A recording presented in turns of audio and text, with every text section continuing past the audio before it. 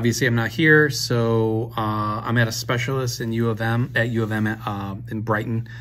It's been 7 months. I've had this pyoderma gangreum on my left Achilles heel, and it hurts. It hurts a lot. So I'm there today, and hopefully we'll go into phase 2 of the steroid creams, and steroids are just not working with it. So my body just doesn't know how to actually heal this open wound. It's like an ulcer. Yeah, it hurts. And so if I bend my foot just a little bit, like if I were to take a step with my foot and bend, it's agony. So anyways, I'll be on a scooter probably for a while.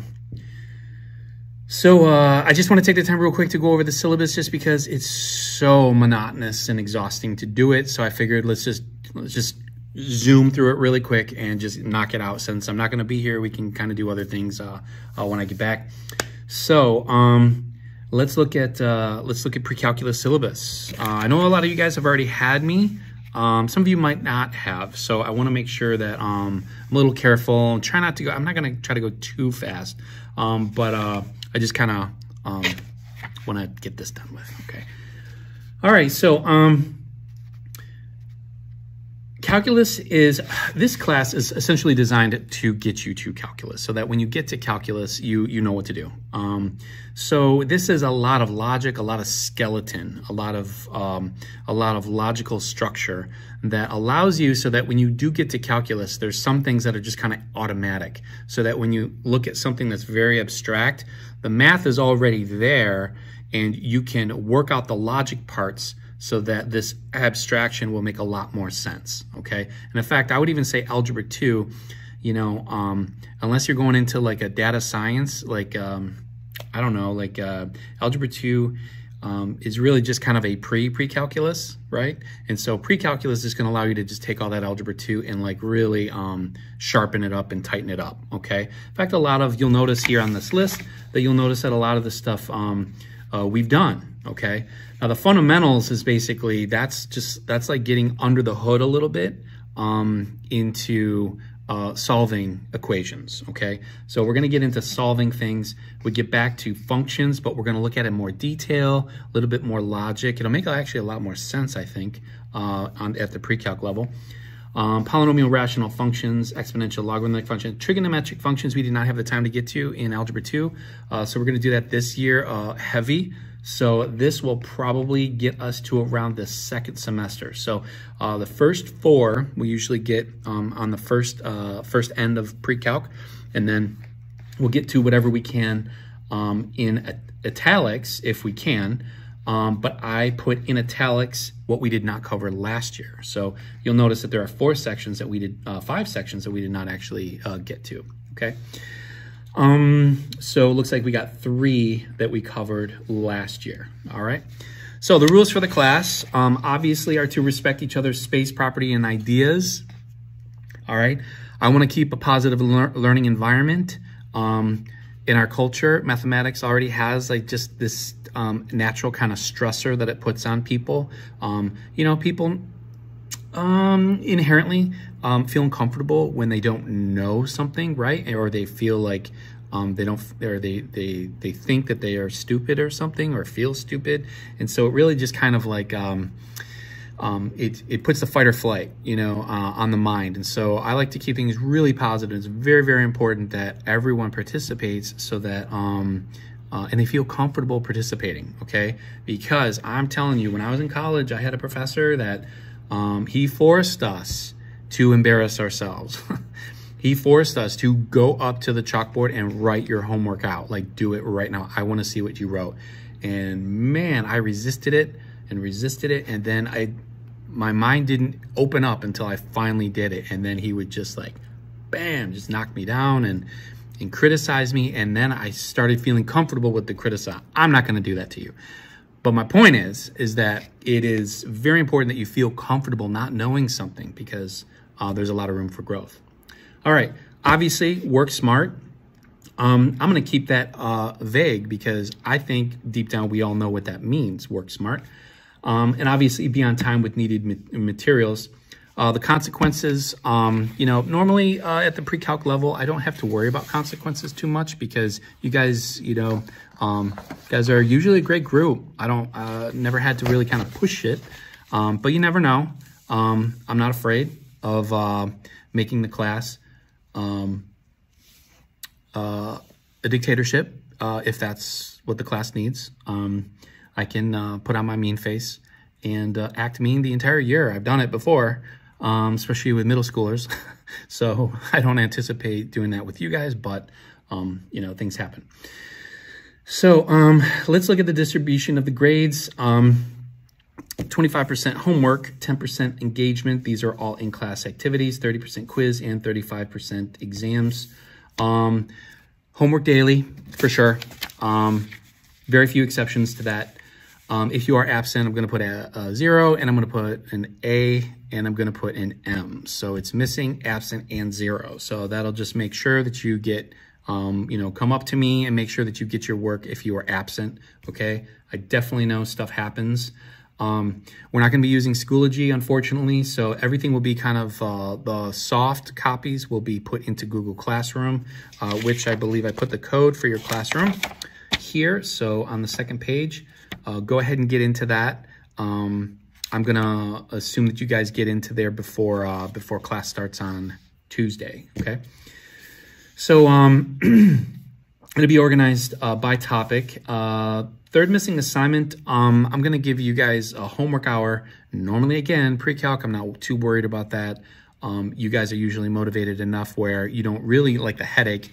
And even though the homework is only 25, if you don't stay up on it, okay, then it's really going to affect your quizzes and your exams. Those of you that had me for Algebra 2 know this, right? You can turn in late work, but man, when you turn in late, yeah, you got credit for the homework, but it always shows up on your quizzes. And so make sure that you understand what's going on. And if you need extra time to complete homework the right way, now that you know how to do it, and it's a day or two late, I don't care, as long as it gets done the right way, okay? So keep that in mind, but just know that homework is always going to be coming. Like, there's going to be a new concept almost every day. Like, there's a lot to cover, and so we've got to make sure that we keep the ball rolling. And so if you feel like things are falling behind, make sure you come and see me. I'm very accessible. You can come in during lunch. Just give me a heads up the day of, and then that way I can know the person who has lunch duty. I can let them know that you're coming. It's not a problem. Okay, I have no problem helping you guys out during lunch. After school, I think just Monday and Thursdays are difficult, but Tuesday, Wednesday, and Friday, no problem. Okay, after school. Okay, and again, all it takes sometimes 5 minutes, and then just clicks. Okay, the one-on-one. If I just ask a couple questions, a couple pointed questions, I can pretty much figure out like what's going on and where the misunderstanding is of a particular concept is, okay? Okay, so quizzes will be weekly. You can always do retakes, so that's not going to be a problem. 35% exams. They're only hard if you've been disengaged. If you just give this class an hour every day, 5 days a week, I think you'll find that the tests are very accessible and pretty easy. Some concepts, especially at the pre-calc level, are going to be harder though, okay? For example, logarithms. Like last year, logarithms was really difficult for the pre-calc class. Like it just didn't gel. I don't know if my explanations are not, well, they're kind of weird. But logarithms were just kind of strange to them. And so it was just kind of difficult. And so, it didn't mean that they didn't get a bad grade. It was just hard for them. Okay. So I don't know what my point was for that. With the exams, so get help before it's too late. So our performance measures, we have a pre-test that we'll take this week, a horizon test that we'll take within the first couple. Then we're going to take a second one at the end of the year. Topic assessments is that's for each unit that we do. 12 is too many because if you recognize here, there's 12 of them. There's no way we're going to get 12. So we'll do the ones in italics we'll probably not do. So we're looking at about seven tests. We got a semester 1 exam. Imagine Math benchmarks are going to be 3 of those, post-test, and then a semester 2 exam. So those are all of our testing, all the tests that we're going to take that are going to be contributing to your grade and my grade, or I should say your grade or my grade, okay? Pre-test will not count towards your grade. Horizon will not. These will. Semester exam will. Imagine Math benchmarks will not. They will help your grade. Post-test will not, and semester 2 will. So those are the ones that do count towards your grade and don't. All right, where are we at? 10 minutes. Okay, so materials needed for this class. There is no textbook for this class. I do have a PDF file that I can give you, but nobody opened up the file last year. And I don't blame you. Like, everything that we need and to study from is going to be on paper. And so your 3-inch, you might need two 2-inch 3-ring binders, okay? You might want to break it up into semester 1, semester 2, or just get one big 3-inch. It's up to you. But the whole course can fit in a 3-inch binder. And all of our notes are guided notes. All of our problems are kind of preset for us. Sometimes we don't do them all, but we've got the whole course outlined for you guys. So I would get graph paper and binder tabs, and if you want to get hardcore, and if you got 130 bucks lying around, actually I did see it on sale for about 100 bucks somewhere. Where was it? Was it Walmart? I don't know. But these TI-84 Plus CEs, those are the ones that I have in the classroom. They're beautiful. It's not required that you get your own, but I highly recommend getting your own because you just get more fluid with it, okay? And this class is going to help you on your SAT like no other, okay? It is tremendously great for your SAT. So because you can use a TI-84 CE on the SAT, if you buy one, you're going to get really quick, really fluid, find shortcuts. You can program this thing. I mean, it's a beast. So we're not going to do any programming in this class, but if you get it for yourself, you might want to learn how to do it. And it's not that hard, but yeah. All right. So you'll always be assigned one. So you guys can check out the TI-84 calculators. Only pre-calc and calculus students can check out a calculator.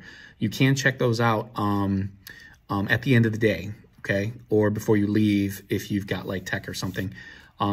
So you can check them out, and that's no problem. Take good care of them though, because again, they are expensive. Especially these are more expensive because they are they're the student edition, okay? All right, so you're gonna get a Chromebook assigned to you, and you have to use the calculator and a Chromebook assigned to you every day. That's very, very important. So make sure that is, you do that, okay? Do get this signed, and give me the preferred contact of your parent or guardian for phone or email, just in case. Again, I don't anticipate any issues with pre-calc students. You guys are usually a pretty sufficient and likable bunch. So make sure that you